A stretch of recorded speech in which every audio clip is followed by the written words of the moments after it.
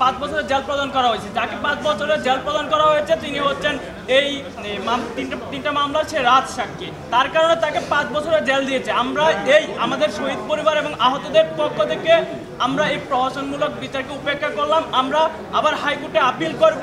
আমরা অন্ততপক্ষে তার যাবজ্জীবন আমরা আহত এবং শহীদ পরিবারের পক্ষ থেকে আমরা আবার নিবেদন করব।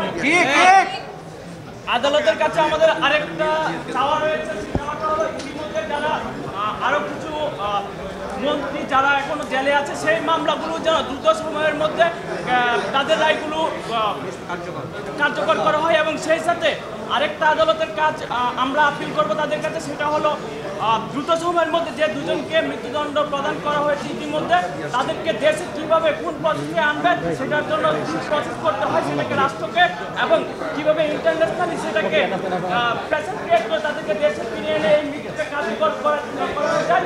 আমরা কীভাবে শহীদদের আত্মাকে শান্তি দিতে পারবো সেটার জন্য আমরা আবার আপিল করবো। ধন্যবাদ।